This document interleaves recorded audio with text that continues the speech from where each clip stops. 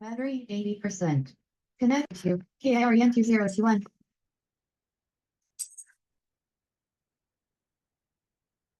Hi, Barbara.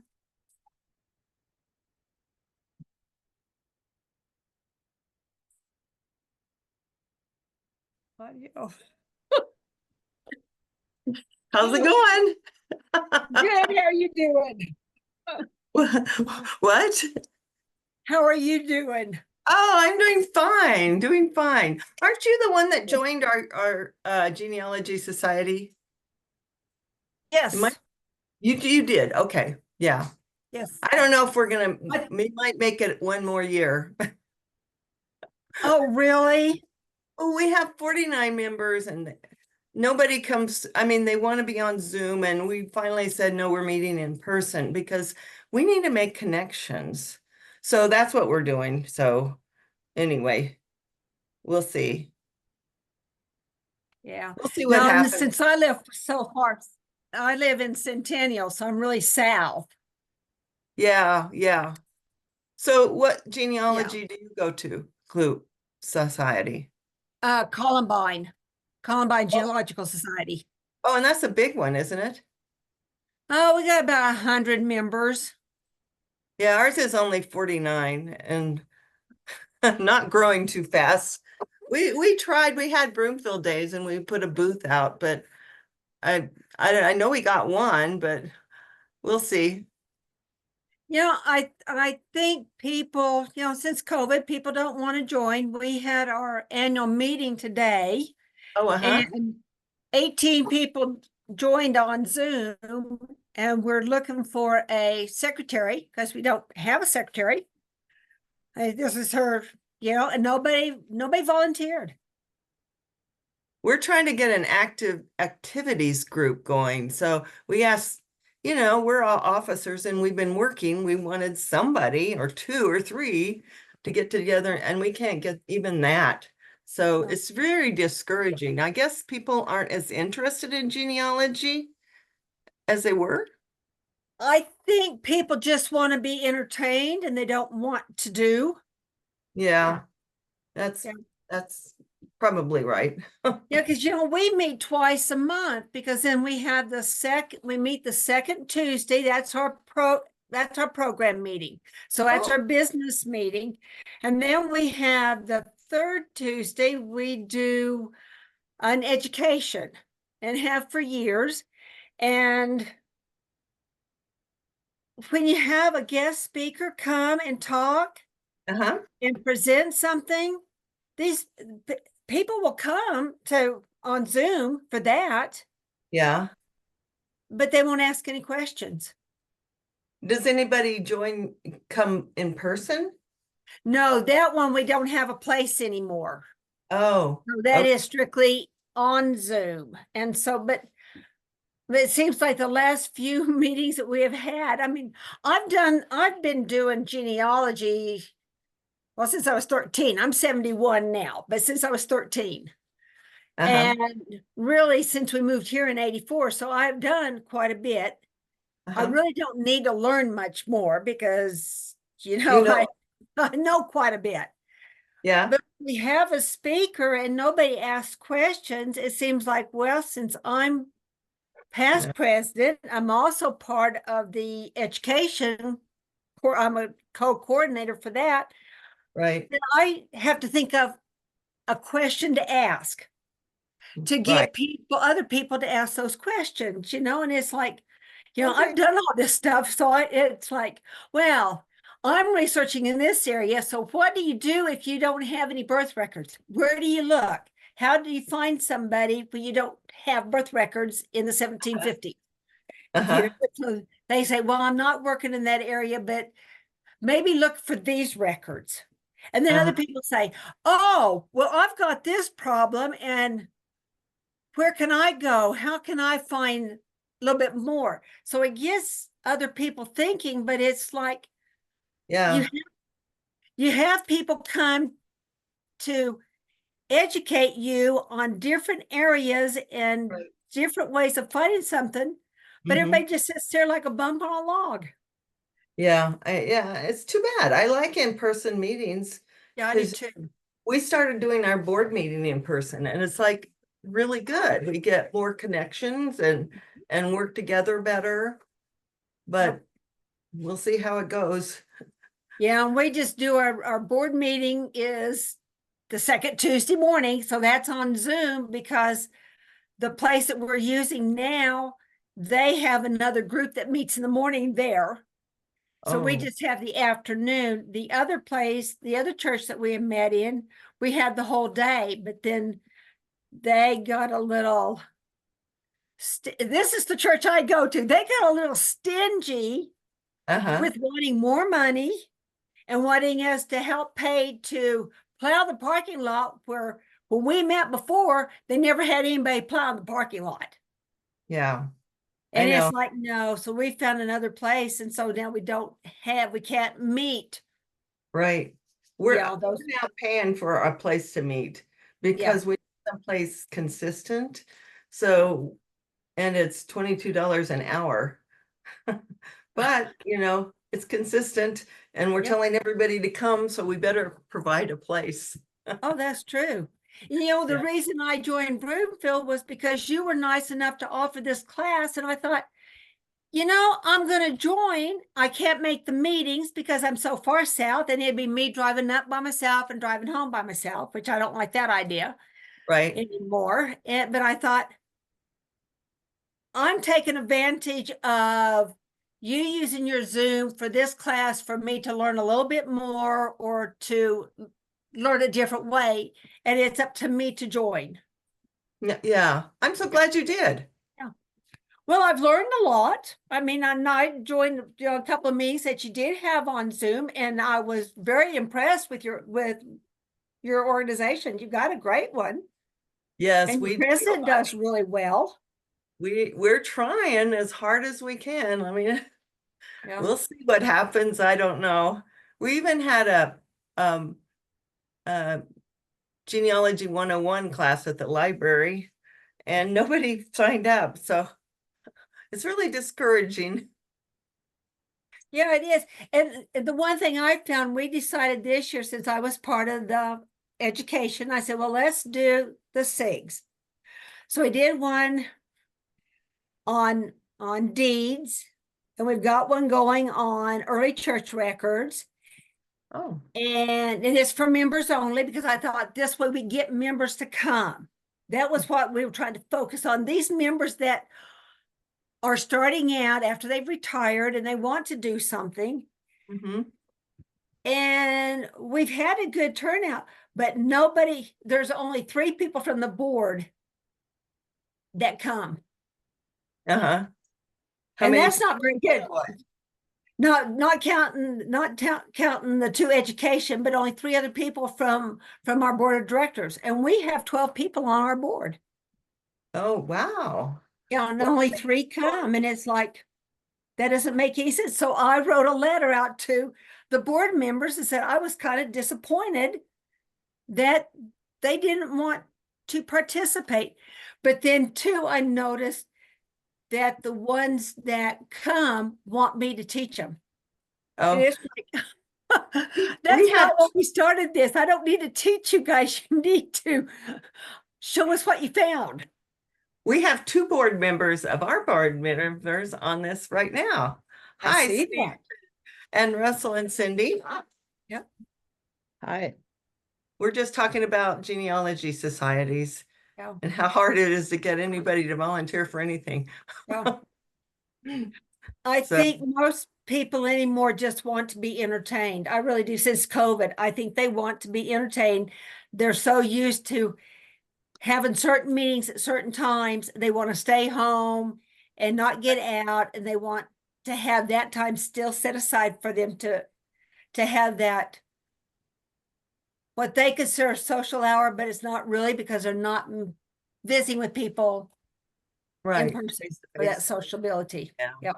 Let me interject something here. I'm Yes. 77 years old, and driving at night to me, I just don't do it. I don't either. So coming to meetings, I really, and I've moved to Arvada from Broomfield. So I just really don't want to drive at night. Now, I guess I could take an Uber up and Uber back. But that's why I don't go to meetings. I would love to go to meetings, but Yeah. That's what I There's- was saying, we're gonna say is a lot of people just can't drive at night. right. And that happens to a lot of people. Yeah. You get old and I know. stuff happens. And I Yeah. don't like coming home to a dark house anymore. I mean, I lost my husband a few years ago, and I said, I don't like coming home to a house that's dark and empty. Oh, yeah. Yeah. Even with leaving a light on, it's still, it's still empty when I come home. So I Right. said, no, I don't want to do that at night anymore. So I have made that Alexa. choice. Yeah. Oh, no, she's not. Yeah. She wanted to know.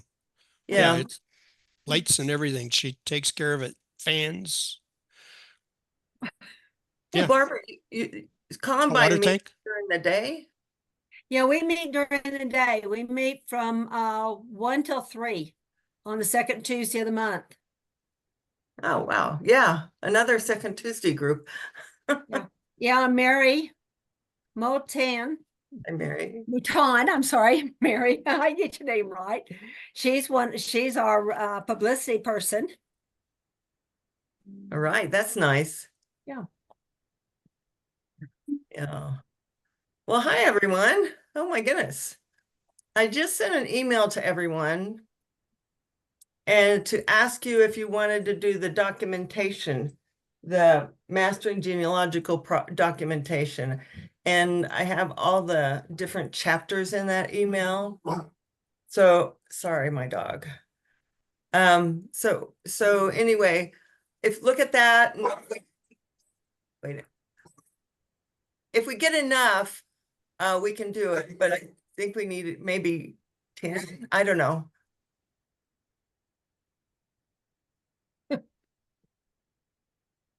That's okay. I've got 2 dogs. They do that all the time.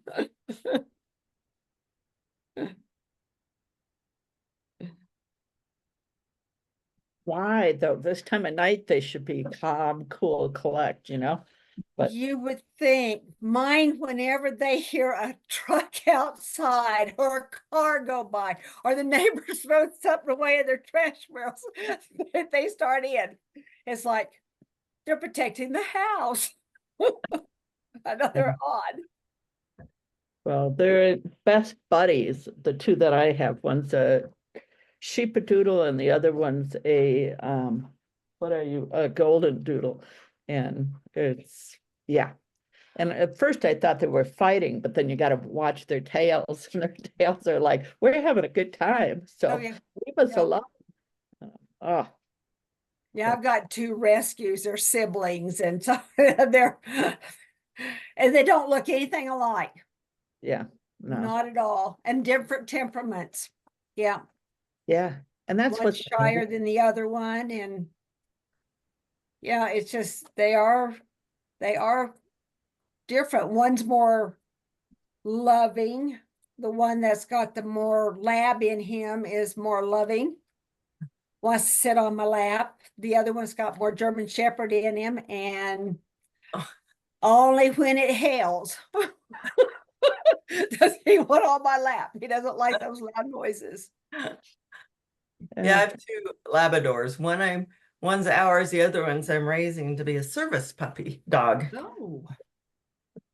Yeah, I don't think I could handle that. We have a blind man that goes to church with us, and he's got a lab. Boy, she's a pretty one. She's still a puppy, and she thinks she's supposed to come to church for socialization. Oh. I'm working hard on this guy. Yeah. I won't let anybody pet him. Yeah. So, No, it's hard.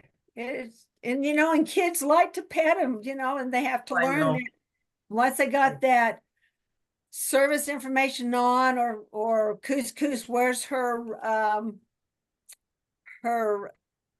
blind attachment, mhm. with the handle and everything on it. Yeah, that she's there for working. Yes, right. Yep. Yeah, don't touch him. Don't touch. Yep. I would have a hard time turning them over though, it's kind of like you kind of get used to their different personalities and the energy, and then oh, I'm sorry, I'm not gonna be I your know. lover.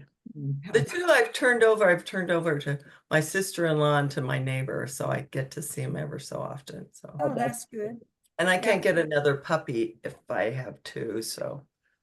They'll always give me another puppy, so I've always got two, so.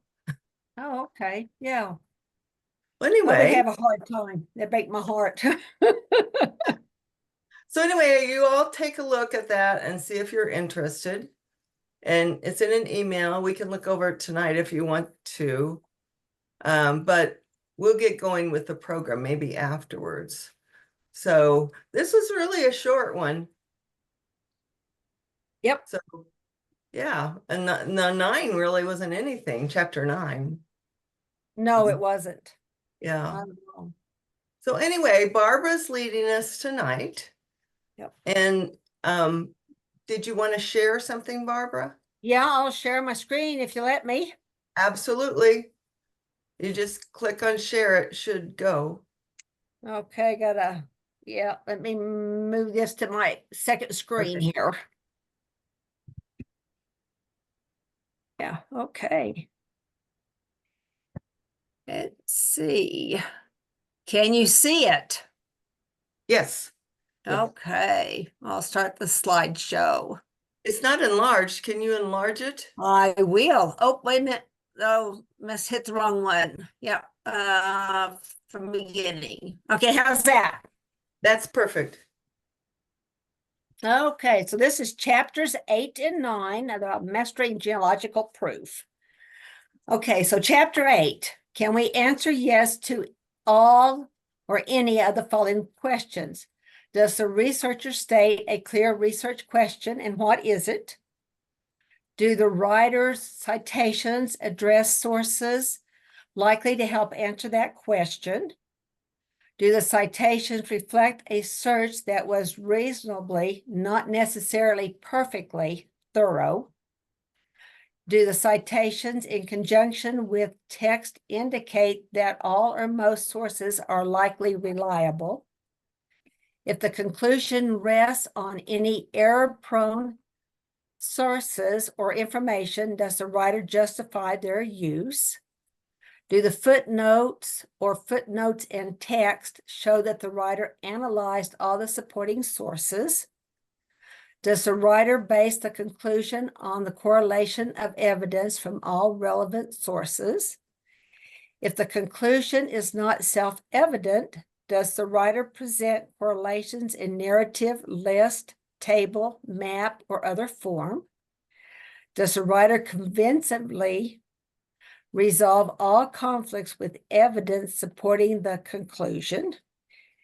And does the writer state the conclusion clearly? Does the author convincingly show or explain why the conclusion is correct? So that was one of the things I found difficult when I was answering some of those questions at the end of the chapter. And then using and comparing research from other resources or other researchers. Did you look at a book or journal written by a researcher? Did you look at a website that accurately presents your family line? Ask the same 11 questions, and if you can answer yes to all, that will indicate the conclusion meets the GPS. Did you answer no to any of the 11 questions? Then more research will need to be undertaken. So we can discuss chapter 8 here. Did anybody do those questions in the back? I know that I tried on one of the books that I had found, and there were not really inaccuracies, but they didn't really state where they found a lot of the information. So it was hard for me to say if the information was accurate. So it was really hard for me to answer yes to all the questions. So did anybody else find that with any books or journals that they looked at? I looked at the NGS quarterly and found one about ancestors from England. And so because it was NGS quarterly, I mean, it did really do everything, I think, that I didn't really think that it clearly stated the question. So that wasn't, and so if yes, okay. So then I answered yes to everything except E was a non-applicable. Conclusion rests on the error-prone sources or information. Does the writer justify use of this? I don't know. I don't think he provided any error-prone information. But one of the things, I mean, I really answered yes to everything. One thing I didn't like about it, there were no charts and no like this year, this year, this year, this year. And I found it very confusing to follow that because of that. So it really made me think about when you're writing, you need to write, you know, a timeline or something like they did in our book. Yep. And let's see. And wait. Finally the records hinted to the conclusion, but there was no full conclusion. It could never fully be proved, but it pointed to what they theorized happened. So Yeah, and I've seen that too. I read one from I think it was maybe American Ancestors. Last year they had one. And so I noticed after their expert went through all their information, then at the end it was, I assume this was how. mhm. And to me, that's not proving anything. They're just still assuming from the information that they looked at.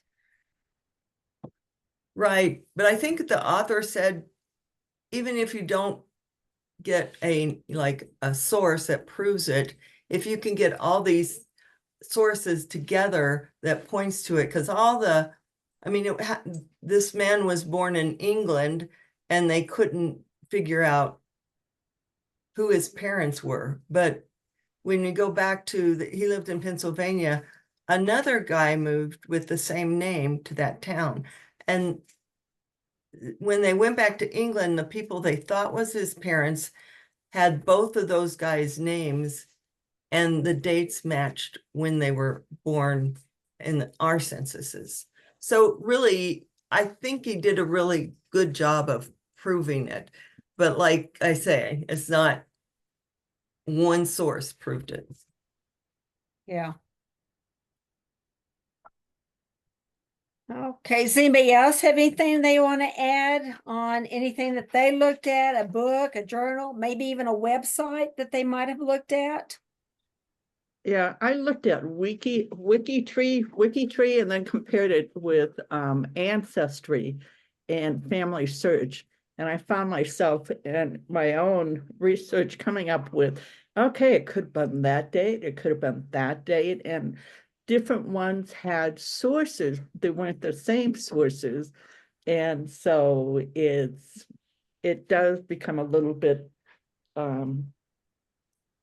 confusing in terms of who do I believe, what citations, and yeah. So, and I'm trying to get at least have 3 verifications, and that's not it seems like the further back I go in history or time, it's harder to get those verifications. Yeah, I've noticed that too, that, on some people, depending on when they were born and what they fill out, I noticed that sometimes their birth year changes from year to year. And so, for example, I know that my Uncle Jack, he was born in 1882. So on his World War I draft notice, he says 1880. The World War II one that he filled out said 1881. Mm-hmm.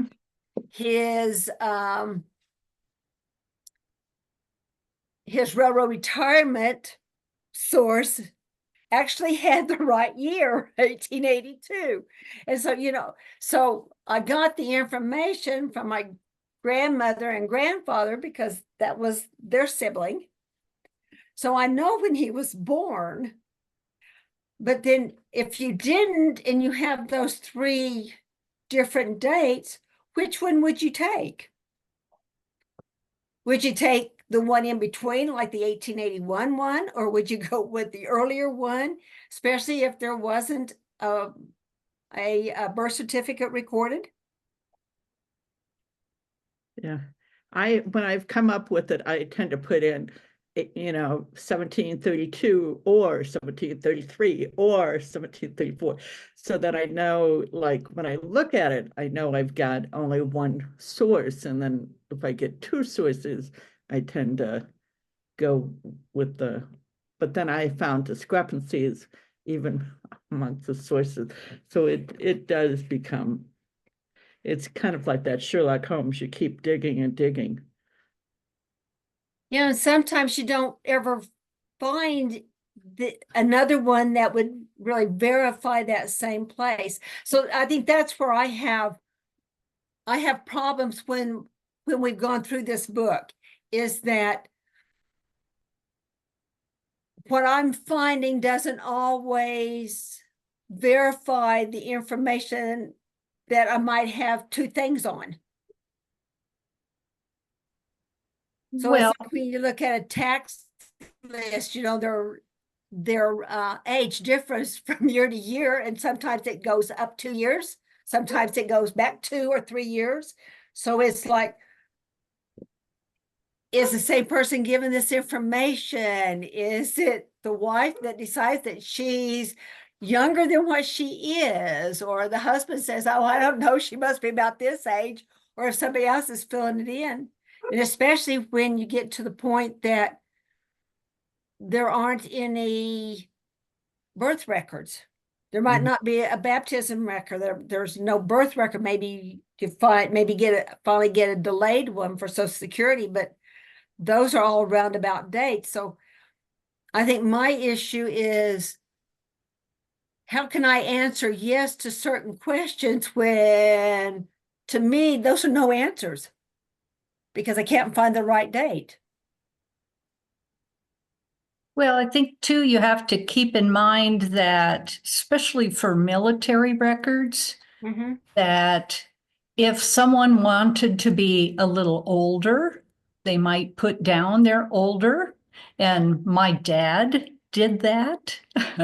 And he even put it down for his marriage record. He wanted to be older than he was. So that's what's written, but that I know that's not his real age.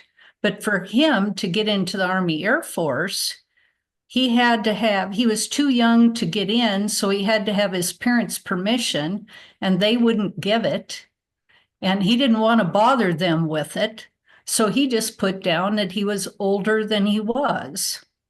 So I think if you would write in just that you do have a little bit of conflicting evidence, and this is why it could be true, that would satisfy the genealogical proof standard for some of that. Okay. Yeah. And part of our learning or classes was there a reason for someone to give some false information? And likewise, my father was Great Depression, he lied to get in the military. He said he was older than he was. Yeah. So, I mean, there was a reason for him to do it. Mhm. So he did it. And I know when he was born, and on his enlistment record, it's incorrect. But Mhm. that's the way it was during the Great Depression. Right. And people had a reason to do those things. And like, you're not old enough to get married. Well, no, I am. I'm actually such and such. And back in the early days before Social Security, people lied about that all the time. And I have a grandfather I personally knew. He changed his name. He's nowhere to be found. So it's, I guess, I don't know, maybe it's still legal to change your name. Muhammad Ali and Cassius Clay, for example. So that's, Yeah. you got to be careful when you start looking at dates and why they may have done something, and who knows? They may have been, my mother said maybe her father said maybe he committed a crime or something, because my mother said her father crawled out from under a rock, because I have no idea where he came from. Mhm. I had two great grandaunts, and both of them lied about their age when they were a little older, and you could tell that because of the census. So you tell that their dates were, but they were not married, and one was a medical doctor, and I'm sure they felt better saying that they were younger. So that's why I know that I'm sure they lied. Mhm. Yeah. So I think if you just, well, like if, with my dad, I know that he did because mom told me he did. So, and those were the circumstances. So that's what my evidence would be, how I would resolve that conflicting evidence for his age. So you just have to go with kind of what you know and have explanation and then move on with that. Yeah. Yeah. My dad's birthday, we celebrated on the 19th of March. And then I just looked at his birth certificate. It says he's born on the 9th. So I will never know. Oh, I wish I could have asked him while I was here, but too late now. Well, my mother has two birth certificates. We've always celebrated her birthday on March the 12th. Uh-huh. So when mom showed me her birth certificate, she didn't know this until she applied for a passport. Then her mother told her, she says, well, you've got another birth certificate. And my mom said, oh, she goes, yeah. She said, I didn't like the way that I had spelled your name to begin with. So I sent it in to get the name changed. Well, the other thing she did not tell my mother that she did, Oh. she changed the date of her birth from January the 20th to March the 12th. And when it came back, the state of Kansas said no, she was born January the 20th. Huh. But they changed the spelling of her name without a problem, but not her birthday. But we have always celebrated her birthday as March the 12th. And that's because my grandmother and grandfather got married the year before in August, and she was already 5 months pregnant. And she didn't want anybody in Minnesota to know that this was a child that was conceived out of wedlock. Probably happened a lot. Oh, I think it did. And I noticed that in the research that I've done, that there's a lot of my family that's been that way. But it really, it was like, such a shameful thing. So we've always celebrated her birthday on March the 12th, and that's what's on her headstone was March the 12th, because that's what we've always celebrated. So in the notes in my genealogical program, I've put down her real birth date that we had the 2 birth certificates, but it's what else do you do? I mean, I don't write it up because I know this is what happened. So I just put it in as a note. Yeah. Yeah. So did anybody find an article, something written on the web? I couldn't. I looked and looked. Now, when Cindy said going to WikiTree, I guess I could have gone to Ancestry and looked at somebody's ancestor and looked at their sources, but I never found anything written about any genealogical research. So did anybody else find any? WikiTree has been, it gives you a big biography. It gives you some, especially when you get into at least English, nights and things like that. It does kind of give you a summation of what they found in different sources. So It takes it- all the sources and puts them together in a Yes. document. Yeah. Oh, then I could have found something there. Bibliography, it has a listing of, different things. Sometimes baptism, where it took place, the village where they were, give pictures sometimes of the villages. So it's worth looking at. It tends to seem like it's better before the 1820s. I think after 18, it seems like the more recent does not have as much. Well, and people, were alive more recently. So, but I've enjoyed it because sometimes I struggle with, making citations and is this a good source? So it's been nice to see what's listed and then compare it to what I found. So I will look at that. Yeah, I'll have to do that too, because I didn't think about WikiTree. I've seen it before, but I've never researched into it to see what all is in there. Well, Steve's been doing it for a long time, I know. And he gave us a talk about WikiTree. Steve, are you there? Yeah, I'm here.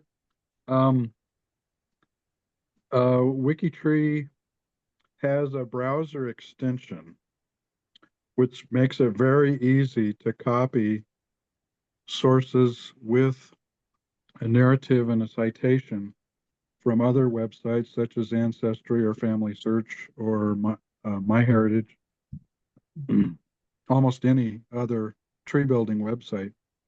The extension, I don't know if it's AI or not, but it automatically generates a narrative and a citation, and you just paste it into the profile in WikiTree and it's ready to go. Yeah. Interesting.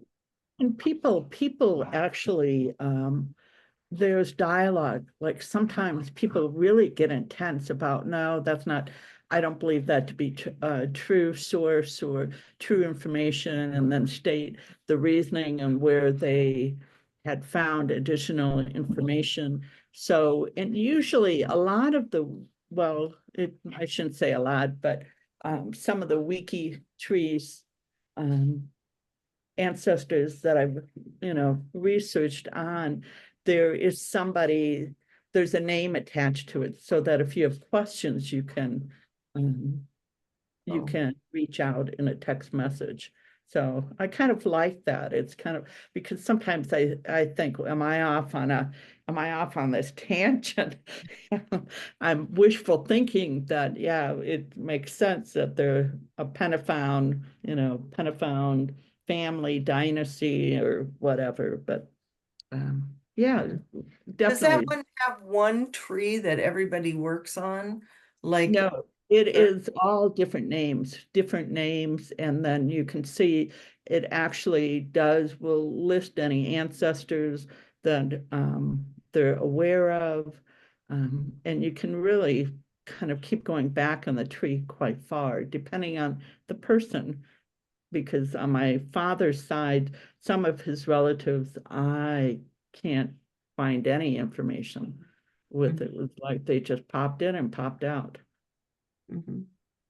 Is it a world tree where it's all over? Is it mostly the US or mostly Great Britain?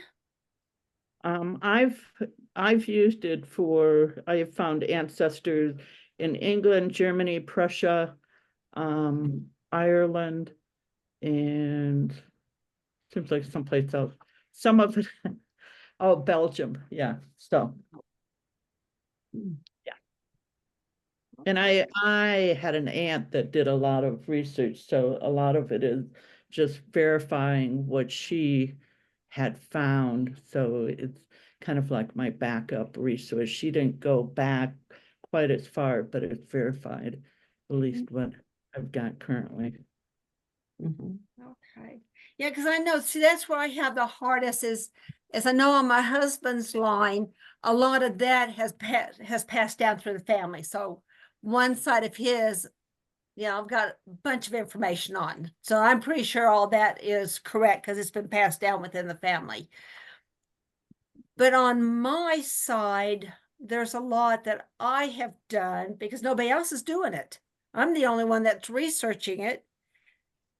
And it would be nice to go to some place that somebody else might be doing that so I can kind of verify what I've done to make sure I've done it correctly. Have you looked at Family Search? Because they have Oh, one yeah. tree. I've gone on that and I found lots of people they say are my relatives. Oh yeah, see, I've always put everything on Family Search anyway. I Oh, worked at the Mormon library. Oh, so that's where you work. Oh, I see. Yeah, to begin with, and that's where I learned most of what I know Uh-huh. as being a volunteer at Oh, one of the good for libraries. you. Yeah. And so, I've done a lot of research, but it's like, it'd be nice to see if other people have found the same things that I have found. Mm-hmm. But then on Family Search, what's there is mostly everything that I have found. Mm-hmm. Right. So, So, that's it. So it's hard. It'd be nice to see if somebody else has found the same things that I have found on some of these lines to know that I'm going in the right direction. mm-hmm. Yep.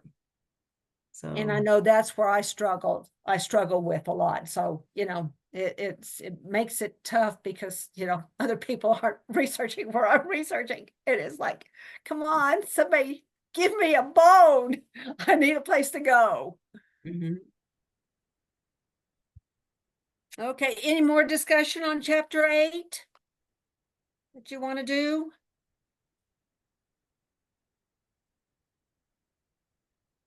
Let me throw in something about my experience with ancestry.com. You get all these leaves of hints and things like that. And I find probably 80% of them, and I did some looking at for this class. There's no citation at all. It's just they think because they got it from someone else's tree or whatever that this was the ancestor, and they pick it up and spread it. And I find that some of it is wishful thinking. They want to be related to Abraham Lincoln or something like that. Mm-hmm. So I'm real nervous about that, and I just that's been my experience. Well, I do Ancestry, and it seems like there's a lot of people that have no sources. Right. And Right. it's, No source. I can't put, I don't want to use it in my tree. So, although it might be true, but I just Yeah, wish I they know. would have put sources down. Yeah. Yeah, that's the way I feel too, even though, once COVID hit, that's when I decided to go ahead and start doing ancestry. Before, I've always done just family search. Mhm. But it's the same thing, when you find matches anywhere, I always look to see if there's a source that goes with it. Because if there's not a source, how can I even prove that they're related to me? Mhm. Right. Because I've seen plenty where people have added names, and then when you go back and you actually look at that record, it's got the wrong parents. So how Mhm. can they be in that family if they have the wrong parents and all the other kids all have this set, but then these three have this set, and they are in between the beginning kids and the ending kids. So then that's not correct. And so I've been real good about writing those people that add that information, say, this doesn't work in this tree, Mhm. so. So what kind of response do you receive? I haven't, Usually- I've tried it once and it was disappointing for my part. Well, So- usually you don't get a response, but Oh, but okay. they do remove that. They do remove those children out of the tree. Then, Okay. all I know is with working at the LDS church, they always say that whenever you email somebody back, do it kindly. Be kind. You don't say, look, bozo, you didn't do this right. No. You just say, I noticed that you've added these children, but from the research that I've done, these are the parents here, and you've got a whole different set of parents. Mhm. Can you people don't like explain to this admit- to me? People I'm don't sorry? like to admit when they're wrong sometimes. Yeah. Yeah. Mine was related to the birthplace of my great grandfather. And it was on his military records, he put Scotland. And this, I can't remember what, she's like second aunt, 4 times removed or something. And she claimed it was Scotland, Maryland, which is a little hamlet. And I've been there many times in Southern Maryland. And I'm going like, that doesn't make sense. Hmm. So anyway, Yeah, then I think you really have to look, or what you do is, is can you explain this to me?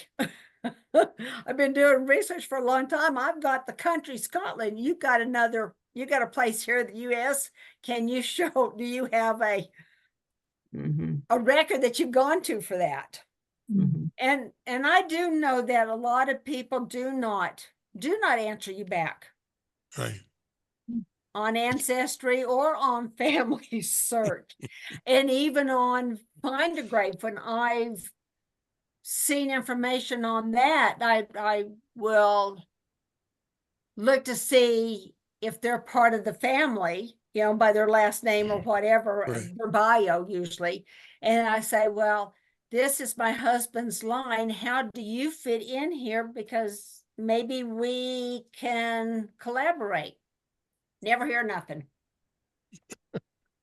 So I figure they don't want to collaborate. So I just go on my merry way, and I hope for the best. And eventually maybe they will email, maybe they won't. I had a lady contact me from online, and she had records back to my 8th great grandfather and sources. Wow. And she sent me all the pedigree chart and all the sources and the family charts. It was really pretty cool. You're Yeah, very That lucky. happened. That's like hitting the jackpot. I was going to call that the gold mine. Yeah. Wow. Right. Can I be related? It'd be nice to have maybe. that information. It was a Dutchman who came from Holland to New Amsterdam. In fact, he got quite a story because he went up to, well, he was in New Amsterdam for a while. He was a surgeon barber. I guess those two went together. Don't know why. I guess they had sharp knives. He went up to New Amsterdam and they sent him out to see why the Mohawk Indians weren't trading with the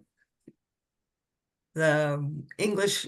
Wait, no, it was which was that tea company that was down there. And anyway, he walked out in the middle of winter with two other guys, and he kept a journal, and they actually made his journal into a book. It was quite interesting, but he was the first one to write or even go into Mohawk country and talk about their life. But pretty interesting anyway. Yeah, that would be. That Yeah. would be. My husband's line, or in Schenectady, they were Dutch, and that when Schenectady was burned and taken prisoners by That's where the he went to Schenectady, so he was there when they started Schenectady, so we might be related. probably last name for his family is Vedder, Vedder. Vandy Bogart was. Oh, yeah, there's some of that in his family too. Yeah. Yeah, They we're probably probably are. to check. I've got a whole slew of that stuff. You know, in the New York State Archives, they have a lot of those early Dutch records that are transcribed. Yeah, they could never translate them because they never had anybody to translate Old Dutch. If you read The Island at the Center of the World, it's fascinating. But this man who could translate went and started translating all that information because we never had it because the Dutch lost and the English won. So we had English records, but not Dutch. But now we have the Dutch too. So Yeah, which is really nice because in that way you can at least see some of those early business records, yes. Yeah. Yes. which is really nice. Okay, any more things we want to talk about on chapter 8? Okay, then I'll go to chapter 9 then. Okay, so conclusion. This is what Thomas wrote. As you repeatedly apply the discipline of focused and systematic genealogical research, reasoning, and writing, you will find yourself becoming more and more proficient. Okay, so the conclusion. So we have learned about the GPS is 5 elements, which are thorough research, source citation, analysis and correlation, resolving conflicts and assembling evidence, and the written conclusion. So you're going to start with your focused question. So I got some notes over here. When assessing your own work, a no answer to any of these questions means our conclusion has not been proven. So we will have to either look for more records or revise the original question. Yes answers to all 11 questions may mean that we have reached a proven conclusion and its context indicates the conclusion meets the GPS. So you have applied the standard concepts. A, sources are authored works or original or derivative records. B, information may be primary, secondary, or indeterminate. And C, evidence may be direct, indirect, or negative. You have learned how to plan your research to answer your research questions and how to evaluate whether that research was reasonably exhaustive. You have learned how to cite your sources, how to analyze the evidence your sources contain, how to resolve conflicting evidence, assemble that evidence to form a conclusion, and present that conclusion. If you can't answer yes to those 11 questions, then revise the research question. And then in conclusion, you want to, 1, plan you want to research. 3, you want to cite your sources. 4, you want to test the evidence. And 5, you want to defend your written summary. So that's all I have. And there were no questions, so we don't have anything to answer. That's true. So I will end my slideshow. Okay, okay. Okay. There wasn't a whole lot on that. It's just mostly going back over what we have learned these past few weeks. Mhm. I have done a lot of reading. I know that. Well, I thought know it- I'm going back through and cleaning up my stuff, trying to figure out what's good and what's not. the activities could be rather hard at times, I thought. But they were good. They made you think. Yeah. I did learn a lot. So, well, I'm glad everybody could join us. Would anybody think they might be interested in that? I got it right here, but I don't know if it'll show. It looks just like the one we have. You get it from NGS. Yeah. So I bought that one, and if anybody's interested in doing that, let me know. Yeah, I'm interested. I do it. Okay. Well, I've sent a questionnaire. I'd like to get enough people so we have people to, go in and do the chapters too. So let's see how many people we can get. Okay. Oh, you're Okay. interested too. Oh, good, good. Well, I have Okay. a question. I have a thought. I What? wonder if we could consider moving through it faster and maybe meeting over a lunch hour instead of at night. So like every Tuesday at lunch, and we do one chapter a week until we get through it. Because I found that doing one a month, it lost so much of my motivation to keep up. I totally forget. It's like, oh yeah, I have that meeting and I hadn't even read the chapter yet. So would Well- anybody be interested in running through it much faster than once a month? And maybe doing it during the day instead of at night? Yeah, we could start with that. And if it's too much for people, we can revisit maybe every other week or something. Or just start every other week, but once a month, I think it's just too Sure. hard Okay. to keep up the Yeah, we had continuity. several people that didn't come back, so whatever works for you guys, so would be great. Well, is anybody else interested in trying to do it a little faster? Yeah, I would. I couldn't meet on the second Tuesday afternoon. I do know that because that's when Columbine Genealogical Society meets. Okay, well, I like the idea of meeting during the day because I have to miss my square dance lessons. So during Yeah, the day, I prefer daytime over evening. what would be a good day for everyone in this group? A Wednesday? Yeah, that works for Yeah. me. I'm And just throwing that out there. Thursdays would work better for me than Wednesdays, but I could probably make Wednesday. Thursdays is fine. And would people who can do Thursday? Anybody can't? Oh, yeah. Glenn, I can't. Okay, Wednesday, Thursday. Monday. Monday works for me. Does Monday not work for somebody? Monday doesn't work. works.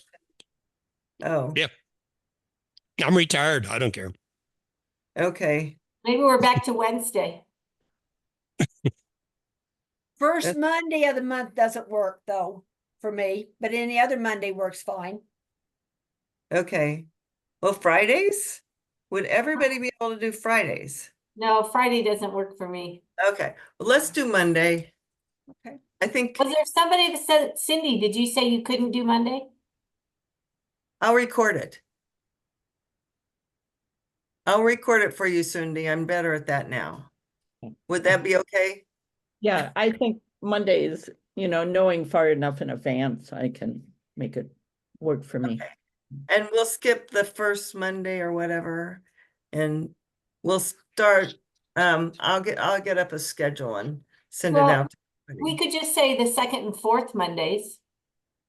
Second and fourth, okay, we'll Yeah, start that with the second and fourth Mondays. Yeah. Okay. Mm, Glenda, second. you're muted. Oh, I am. No, Sorry, I've got a colonial group that meets the second Monday of the month. At what It's time? my colonial group, it's at 10. Were we gonna do it at 1 to 3 or something? or just 1 to 2. I bet we could do a chapter in 1 hour. Okay, It would be in the afternoon, I could do that. the 1 to 2, Okay, okay. All right, well, send me a confirmation that you would want to do it, and if you can do it on the second and fourth Monday, is that what we were saying? Okay. But let's start in January. I don't want to do it over the holidays. Oh, Oh, absolutely. no. No, no. In fact, I'd be ready to do it in February. Oh, okay. Yeah. February works for me too. February, yeah, our genealogy group takes December and January off, so it's February and second and fourth Mondays. And I'll send out an email and respond, confirm that you are interested, okay? Okay. Okay. All right, And again, is this it? what? Is Oh, this- yeah, that's it. Oh. Okay. That's- I just and- happen to have a copy. You just get it on NGS, and if you can't Yeah. find it, let me know, I'll get the link for you. And so, Usually, Amazon even has it. oh, yeah, that's right, you can. Yeah. I think I got it cheaper through NGS, but anyway, Remember. that sounds good. All Yeah. right, everybody, I really enjoyed this. Thank you, everyone, especially those people who led, really is helpful. So, I'll get better at the recordings. Were you anybody able to watch this last recording that I put out yesterday? Has anybody seen any of the recordings, been ever able to play them? Oh, so they have Yeah. worked. Okay, Yeah. I want to know that they're working, is what I don't know. Okay, that sounds good. All right, so it's been fun. It has been. Well, It has thanks been for very fun. organizing us. very Karen. much. Yes, Oh, thank you're you, welcome. Karen. Yeah. Maybe we'll see you next February.